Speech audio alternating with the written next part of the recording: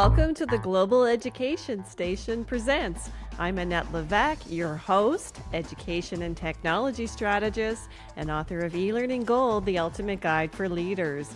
In each episode, we explore innovative ideas and best practices in education, connecting with directors, CEOs, authors, and thought leaders. Together, we'll share stories and insights to inspire and engage learners globally. Welcome back, everybody. Today, I'm thrilled to introduce my guest, Joanna Sanders, a trailblazer in education with nearly 30 years of experience in the classroom, government, and nonprofit sectors.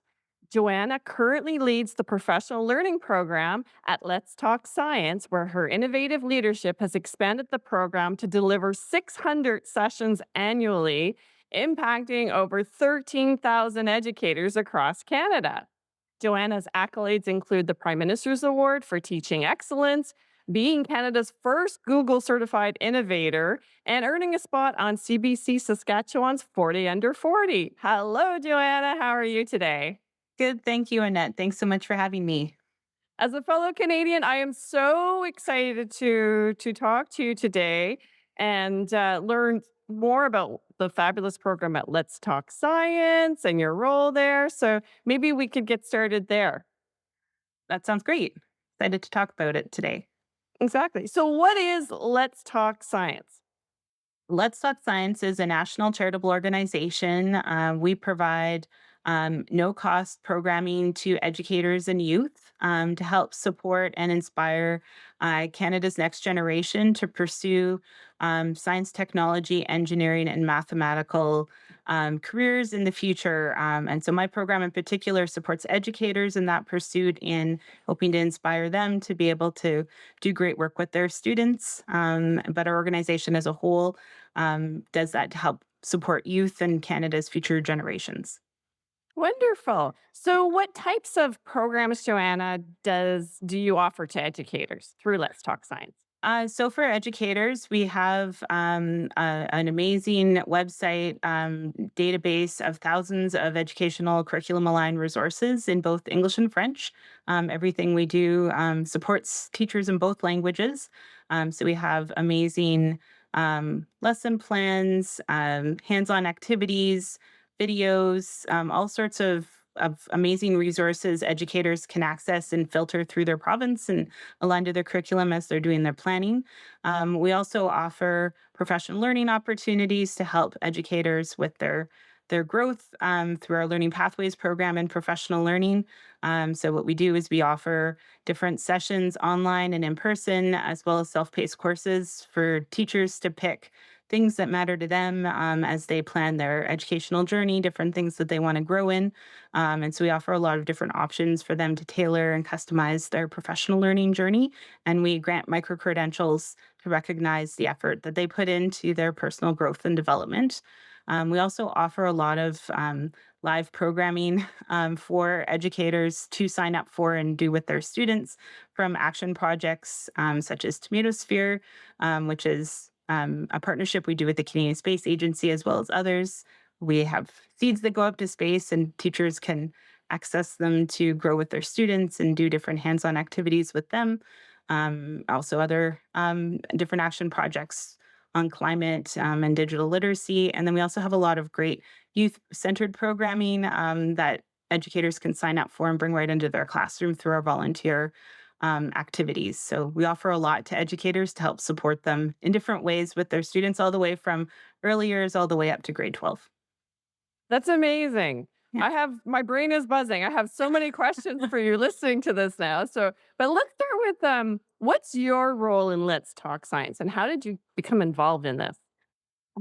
My role, Let's Talk Science, is to lead the national team that delivers the actual professional learning experiences for teachers.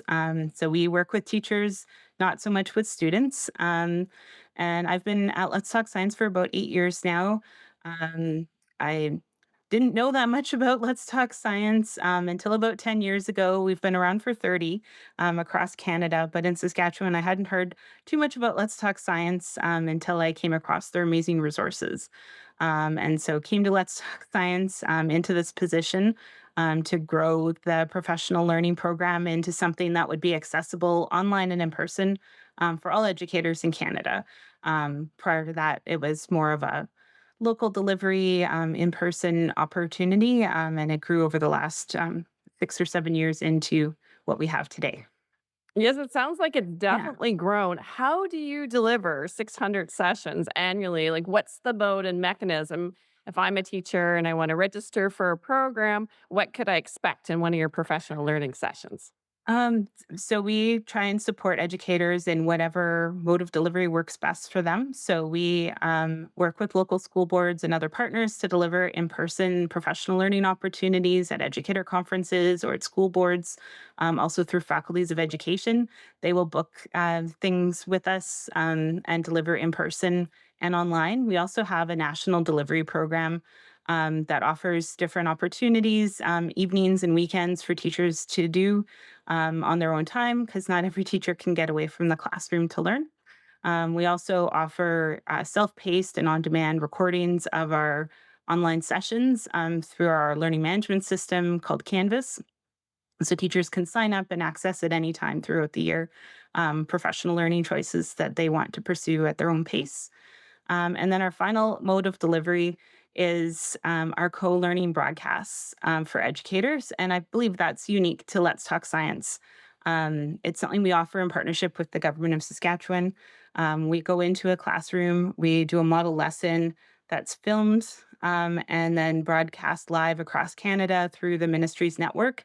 And teachers can learn in real time with their students professional like they can see different techniques and strategies being modeled for them and then have different things they can do after the broadcast to continue their growth and learning opportunities. So we call those co-learning broadcasts that they can do live with us. So I'm hearing you say school boards can book you in Mhm. person, birth the sessions in person, or they're available online, or it's Yes. almost like recordings on demand we can access, and then Yeah. your broadcast. I get them Yes. all, and Yes. And our self-paced courses as well. the self-paced courses. Yeah. And so, who is this available to? Is it any school board or educator in Canada, or the geographic limitations? How does that work? Um, any educator in Canada can sign up and participate in any of our professional learning. We work with any school board in Canada that would like to work with us. We have teachers that work with us to help deliver our sessions locally. We're close to 100 right now in our teacher leader program. They're classroom educators we support to become our facilitators, and they deliver programming for us on the ground in all provinces and territories, as well as our staff team. Um, so yeah, there's no geographic boundaries that way. Anywhere in Canada can participate. We also do have some international participants that will sign on and do our self-paced courses, but we our funding is restricted to Canada, so we only provide things within Canada. But everything online is open. Right. So, speaking of funding, is this a completely free program available to school boards? Is there some cost attached? Like, how does that work? So all of our programming that's already developed is all there's no cost for school board to sign up and have us in their system. If they needed something very customized, we would have to have a conversation. But there is no cost for teachers or their school boards for us to deliver our programming. We have amazing funding thanks to the government of Canada, other government partners, as well as some different corporate and private funders that have generously donated to Let's Talk Science over the years that allow us to deliver all of our programming at no cost to educators and youth.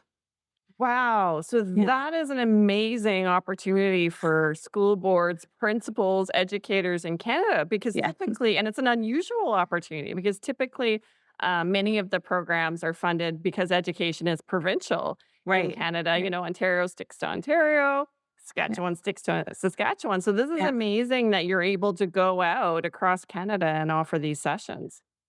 Yeah, we're very fortunate and very grateful to our funders to allow that no barrier access to all of our programming. I know at educator conferences and other places where I run into principals who are trying to figure out how to make tight budgets work. They're very excited and sign up with us right away for Mhm. professional learning and other programming when they hear there's no cost because they're used to hearing a big price tag. And it's something that's really exciting and really grateful for in our program. So in the past year, what were your top 3 most popular professional learning sessions? Oh, that's a great question. We have hundreds of different ones to pick from. Mhm. I would say maybe our most popular themes would probably be the easiest. So we had quite a few sessions delivered on AI and the future of learning and learning how to support students to think ethically, use digital citizenship, thinking, and those types of things. Use AI to maybe solve problems and learn things in different ways. That was probably our top request. The next request would be related to climate education and the science of climate. And so we had a lot of different hands-on type sessions that we delivered on those themes. And then the third one would be just STEM education in general. What's inquiry-based learning? How do I get started? How do I make my learning more relevant to my students? Would probably be the third. So it sounds like you're offering sessions that are beneficial to both new teachers, so new on the block, as well as seasoned teachers who are, in the mid mature phase. Let's call it the Yeah. mature phase of their career, having to deal with AI and a lot of new technologies being launched. Right. Do you offer other technology based ways for teachers to incorporate some of the new technologies into their science programs? Yeah, we have a whole learning pathway that's called technology enhanced learning, where we really allow educators to look at where they're starting from and then get the most out of their sessions. It's all based on adult learning principles. So it's not just, it's very flexible in that sense. We definitely try and customize it. So, with regards to technology, we really look at the different opportunities technology brings to us. We try and be platform agnostic so we can work with schools that are using Google or Microsoft or other platforms to learn and look at the different tools and the reasons why we can bring technology into the classroom to enhance learning. And so that we're all about the learning and not necessarily like the technology just enhances that learning opportunity, allows us to learn in ways we couldn't learn before, and really emphasizes that point and brings in concepts of ethics and digital citizenship and other critical thinking areas that teachers are a little scared about when they're looking at new technologies. And so, how can you have those conversations and support student learning in those ways? I like that platform agnostic, and that's difficult, but it's almost the way we have to be when we're speaking of all technologies these days because it's changing so rapidly as well. You could Definitely. develop a course around this current version of Moodle or this current version of any given technology, Yeah. even the AI, and within a few months, there's completely new features and it's completely changed. Yeah. How do you keep up with that yourself at Let's Talk Science? The Well, rapid changing. well, let's talk science. We have a continuous learning core value within the organization, and personally, I think everyone on our team are very committed lifelong learners. We're always experimenting, testing out. That's the joy of inquiry based science learning is trying, failing, learning again. That's the whole cycle of learning, and so. Learning what new technologies are available and then trying to come up with what are those common threads. So, if there was a big update the night before your workshop, that's okay. What you're presenting will still work. And also trying to bring together teachers that maybe are using different tools and ideas and having them share with each other. I know even as an educator, before I came to Let's Talk Science or in some of my other work, I always would listen to different tools and ideas that people were talking about and take, well, I don't have that tool or I don't have that particular gadget to use in my classroom, but what are they doing that I could maybe do something in a different way that would engage my students? How can I make that connection, make it personal to my students? And I think that's what we really emphasize in our professional learning and our resources isn't how do I use that tool? Because I can, watch a video or do something like that to learn the the how to of how to use a particular tool, but how to actually use it in learning. That's where we try and emphasize the professional learning at Let's Talk Science, kind of take it to the next level, so that we're able to override trends, and the newest thing on the block it won't be the newest thing next week. So that's kind of how we stay above trends in our Mhm. program. Mhm. I've heard a lot from educators in leadership positions and school board directors on the challenges right now on helping other educators and students become digitally fluent, if you will, given the teacher shortages right now. And I don't know if Saskatchewan is suffering from the same shortages that some of the other provinces are. But what suggestions would you provide to them in helping to keep their teachers digitally fluent? Um, I, I've seen different things over the years that boards and schools have tried to do. I think helping to support teachers to feel confident in their learning and ability to learn alongside their students is really important. So providing them time and space to be with a network and group of teachers that can help support them in their learning and recognize not everyone's in the same place, and just help drive that kind of personal inquiry within us to learn, and not be afraid to try out new things. It's okay if we're not the experts. I know that's really hard for teachers. They always want to be the experts when they go in front of their students, but it's okay to learn alongside their students as long as you have the parameters in place to do it safely. And for me, what I've always seen be successful is when tools have been given to teachers to experiment and try out things in a safe way. Boards and schools that have done that with teachers are typically, I think, more successful in retaining, because you don't have to go and find the money on your own as a teacher to put the tools in your classroom. I know it's available. I have people I can ask if I have questions. It's okay to try things. Make it a little freer that way, too, for teachers. Mhm. What recommendations would you give for teachers currently teaching science classes? I know one of the bigger challenges, especially if they're teaching online, is replacing some of the things like chemistry Oh, experiments definitely. and things we would normally do in person, but you can't have students Yeah. doing alone at home in their house. What are some suggestions you would give them for that? I think there's a lot of really great resources online, but also you can create opportunities for students to use things they might even be able to find in their classroom. I know I would say or not, sorry, at home, not in a classroom.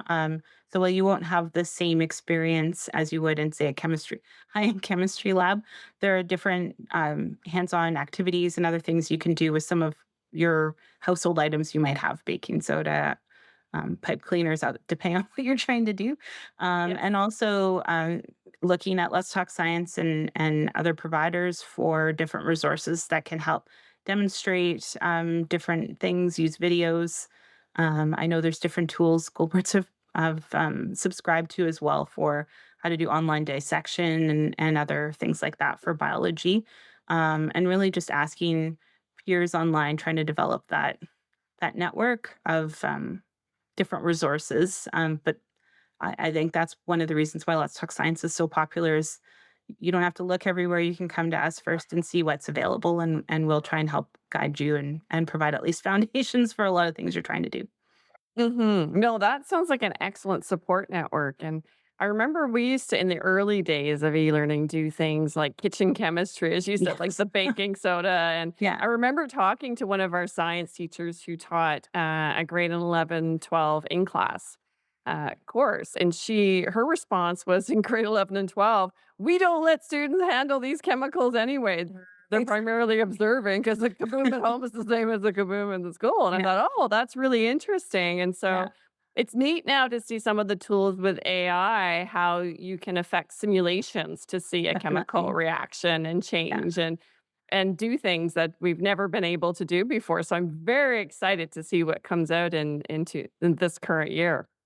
Yeah. Oh, for sure. I think, yeah, there's, I think, amazing innovation ahead of us in all areas. And definitely with AI, I think there's infinite possibilities we're just not Mhm. even aware of yet. So, So, how would, if I'm part of a school board and I want to access your program or I'm interested in scheduling some of those sessions for my teachers, how would I do that? If you come to our website, letstalkscience.ca, there's a section called Professional Learning on our website. And then on there, there's a link to see what we have to offer and a form to fill out. You can also email us. The email address is on the website as well. And we're happy to meet with you or answer your questions as you're considering your different options, either for your own PD days or other events. We're happy to work with you. Awesome. What question today, Joanna, have I not asked you that you want to make sure that people know about? I guess we have an expanding teacher leader network of classroom educators that want to work with us, facilitate our sessions, or just be connected. And we're always open to hearing from you. So if you're a classroom educator listening to this podcast today and want to join our network, either do some of our professional learning or actually become a teacher leader yourself, you can go to our website and express your interest through a form, and we will be happy to consider your application. We would love to have educators in every corner of Canada be a part of our program, and everyone that participates wants to stay, be a part of it year over year. So we invite you to be a part of it. Excellent. Before I let you go, Joanna, what is your personally favorite? This is our little bit of our tech trivia here. What's your personally favorite tech tool right now? Besides Oh. ChatGPT, you cannot say ChatGPT. What's the one thing you just couldn't live without every day? um, oh goodness. That's a great question. Again, I I guess I'm always on my phone trying to try out different apps or doing different things. I just feel like I need to be connected all the time. So that's probably the device that I'm using all the time. As far as tech tools, it's probably through my social networks with different teachers, staying connected, learning from each other. Um, as far as a specific tech tool that does that, it's mostly just using my phone in the different social networks. Do you have a favorite teacher social network that teachers connect on? Well, when I first started teaching, I really got into Twitter. This was, many years ago. That used to be my go-to social network. But as it's evolved as a social network, I haven't felt the same connection. So I tend to gravitate more towards LinkedIn professionally, and also Instagram. I like that platform for the different images and reels and things that come there. I know it's probably an age thing. I've never been a TikTok educator, Right. um, so I find Instagram's a happy medium between maybe TikTok and Facebook. And given my age, I'm also on Facebook and have connected groups there. So Awesome. So I have been so blessed. I feel so blessed to have met you at the conference I was at in Toronto. And I was so excited to find your service in your program because there's very little today that we can find that is funded and again, stretches across Canada and supports, school boards and teachers. I know budgetary concerns are always at the top of the notes of our meeting list when it comes to managing and training educators today. So it's so amazing that you offer this program. And I just want to thank you so much for coming to speak with us today, Joanna. well, thank you so much for this opportunity. It was wonderful to meet you in person, Annette, and I'm so glad we were able to connect today, and talk more about the wonderful programming we have to offer.